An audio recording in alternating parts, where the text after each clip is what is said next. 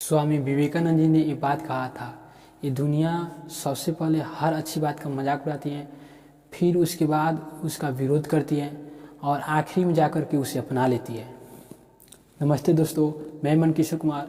अगर आप अभी तक मेरे चैनल को सब्सक्राइब नहीं किए हो तो प्लीज़ सब्सक्राइब करके बेल आइकन घंटी को दबा दीजिएगा ताकि सबसे पहले मेरा वीडियो आप तक पहुँचे। आज जिनके बारे में बात करने जा रहा हूँ, विश्वविख्यात आध्यात्मिक गुरु स्वामी विवेकानंद जी की, जिनका जन्म 1663 ईस्वी में 12 जनवरी के दिन हुआ था, जिसे हम युवा दिवस के रूप में मनाते हैं। 1902 में परलोक गमन कर गए। उन्होंने मात्र 39 साल का अपनी जीवन जी।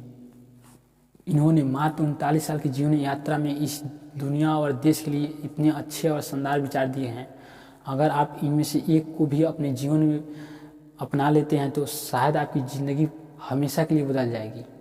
1893 में जब उन्हें बुलाया गया था यूएसए शिकागो में, विश्व धर्म सभा में 2 मिनट का समय मिला था अपनी भाषण देने के लिए, और वह भाषण आज भी याद किया जाता है क्योंकि उन्होंने अपनी भाषण की शुरुआत की थी, मेरे अमेरिकी बहनों और भाइयों।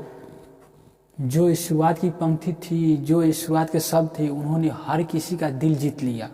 यूरोप में, अमेरिका में, अपने देश में, भारत में, सब जगहों पर सनातन धर्म की आवाज़ को पहुंचाने के लिए, सनातन धर्म के सोच हैं उससे पहुंचाने के लिए स्वामी विवेकानंद जी ने रामकृष्ण मिशन की स्थापना की, जो आज भी अपना काम कर रहा है। वह अपने गुरुदेव रामकृष्ण परमहंस जी के सबसे प्रिय शिष्य थे। इनसे सीखने के लिए बहुत सारी बातें हैं, लेकिन वो 3 बातें जो हर किसी को सीखना चाहिए। तो आइए उनकी बात करते हैं।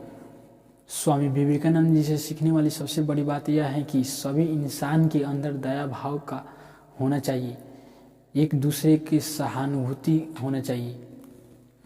स्वामी विवेकानंद जी बहुत ही ज़्यादा दयालु थे। उनके अंदर दया का भाव बहुत ज़्यादा था, क्योंकि जब उनके गुरु जब अंतिम समय में बीमार पड़ गए थे तो वो अपने हाथों से स्वामी विवेकानंद जी ही अपने हाथों से उनके क्रियाकर्म, पोटा खखार सब साफ अपने हाथों से ही करते थे।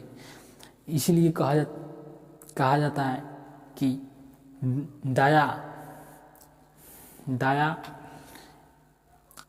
की भाव, करुणा की भाव इंसान को बड़ी से बड़ी मंजिल तक पहुंचाता है।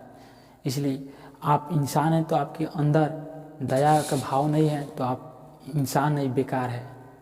तो हर इंसान के अंदर दया का भाव होना चाहिए। और दूसरी बात, अपने लक्ष्य पर ध्यान लगाइए। कभी उधर कभी उधर अपने टारगेट को मत कीजिए।